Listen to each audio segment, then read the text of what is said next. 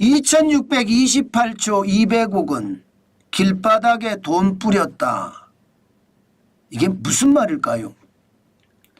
간단하게 말하면요, 대한민국의 사회 갈등 비용이라는 뜻입니다.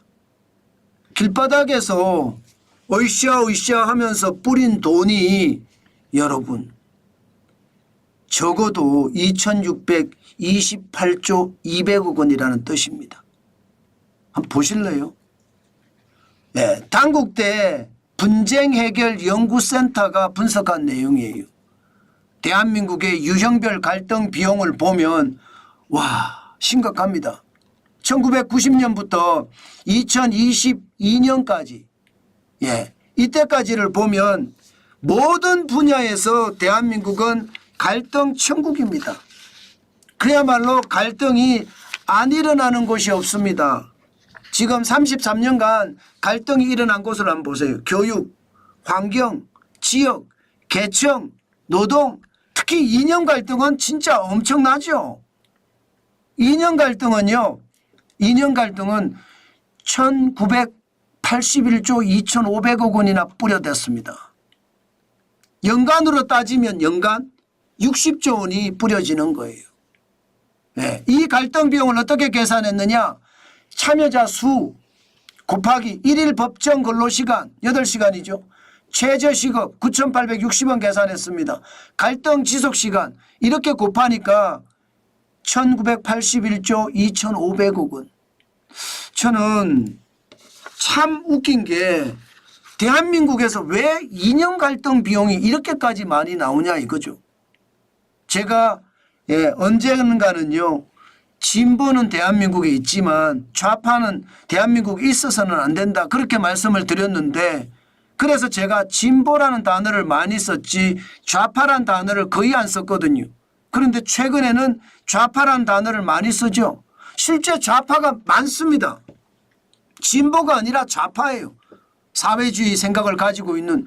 기본적으로 대한민국이라면 자유민주주의와 시장경제가 기본이 돼서 자유민주주의와 시장경제 틀 안에서 진보가 돼야 되잖아요. 그런데 이 자유민주주의 틀을 벗어나는 그런 사람들이 많습니다. 그게 좌파입니다. 좌파. 그 좌파가 대한민국의 전체 모든 지역에 포진해서 지금 대한민국 갈등을 유발하고 있다. 저는 그렇게 생각합니다.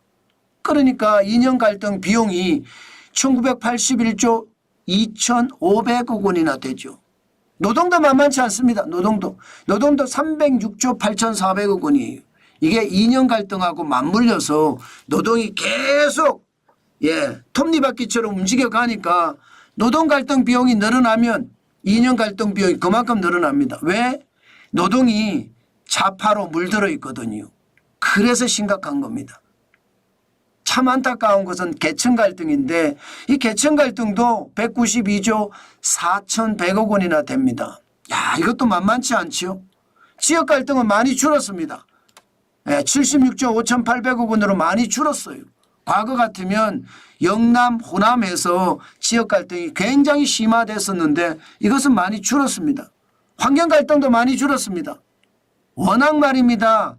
신재생 에너지라고 태양광을 산림을 다 훼손해 가면서 마구마구 만들었으니까 환경정책 자체가 웃긴 정책이 돼버린 거예요. 누구는 되고 누구는 안 되고 이런 어떤 상황이 되니까 환경 갈등 비용도 많이 줄었어요. 적지는 않아요. 그렇다고 43조 2,600억 원이니까 적지는 않습니다. 교육 갈등도 보세요.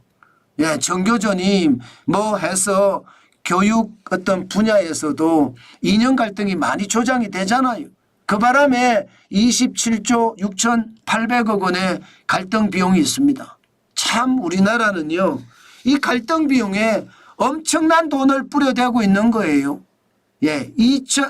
지금 나가는 전체 돈 33년간 보면 2,628조 200억 원이잖아요. 그러면 1년에 얼마예요? 1년에 보면 말입니다. 엄청난 돈입니다. 엄청난. 지금 아무리 적어도 80조는 될 겁니다. 80조. 1년에 갈등 비용만. 대한민국의 1년 예산이 670조입니다. 그런데 80조가 되면 대한민국은 갈등 천국이라고 이야기해도 다름이 아니죠. 진짜 갈등이 엄청나다는 뜻입니다. 여러분, 문제는 이 갈등이 말입니다. 이 갈등으로만 끝나면 되는데 그렇지 않아요. 이 갈등은요, 정치적 혼란을 유발하기도 하고요, 사회적 혼란을 유발하기도 합니다. 그 바람에 현장 경제가 완전히 무너질 수 있거든요. 아니, 데모하는 곳에 가보세요. 예, 자영업자들 지금 뭐 장사 안 된다는 이야기는 어제 오늘의 일이 아닙니다. 그러니까 자영업자들은 장사가 안 돼. 게다가 그 지역만 데모하는 집회하는 지역만 장사가 안 되느냐? 아니에요. 이게 사회적 갈등이 결국은 사회적 혼란으로도 만들어지거든요. 그러면 공포감이 만들어집니다. 공포감이 만들어지면 돈을 쓰고 싶어도 돈을 안 씁니다. 돈을 쓰고 싶어도 돈을 안 쓰고 지갑을 열지 않으면, 그러면 가장 1차적으로 타격을 받는 게 자영업자잖아요. 자영업자 부채 한번 보세요. 2024년 3분기 기준으로 1064조 4천억 원이나 됩니다. 엄청나잖아요. 물론 자영업자이면서 개인사업자 대출도 받고 자영업자이면서 가계대출도 받았고 이 두 가지를 합쳤을 때 1064조 4천억 원이란 뜻입니다. 장난 아니잖아요. 2017년만 하더라도 여러분 549조 2천억 원이었습니다. 그러던 것이 지금 2024년 3분기가 1064조 4천억 원이 됐으니까 지금 갈등 비용이 얼마나 커졌고 또 갈등 비용이 실질적으로 현장 경제에 영향을 미쳤다, 이렇게 볼 수 있잖아요. 여기에서 한 걸음 더 나아가면 이 자영업자들이 파는 거 있잖아요. 대부분 중소기업에서 제조하는 물품이 들거든요. 자영업자가 부채가 이렇게 많아진다는 것은 이게 결국은 제조업체도 어렵다는 거예요. 소매 판매가 안 된다는 이야기니까 제조업체도 어렵다는 이야기가 되잖아요. 중소기업의 부채도 만만치 않습니다. 2024년 9월 현재예요. 1077조 3천억 원. 장난 아니잖아요. 그러니까 결국은요, 사회적 갈등이 정치적 혼란을 만들고 사회적 혼란을 만들어서 경제에도 타격을 준다는 이야기예요. 1차적으로 타격이 가는 데가 소상공인 자영업자지만 시간이 길어지니까 중소기업에도 타격이 된다는 뜻이 되잖아요. 문제는 여러분, 이 갈등이 더 길어지잖아요. 그러면 대기업들도 타격을 받습니다.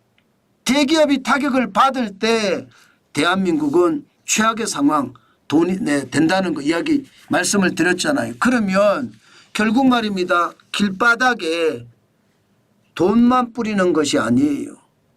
길바닥에 대한민국이 내동댕이 쳐질 수 있고요. 길바닥에 대한국인이 내동댕이 쳐질 수도 있습니다. 저는 그런 최악의 상황도 생각해야 된다고 생각합니다. 왜 망하기를 기도하면서 사회적 갈등을 조장을 하는지 도대체 저는 모르겠습니다.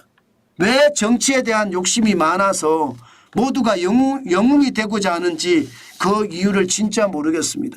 지금처럼 이렇게 갈등이 깊어지잖아요.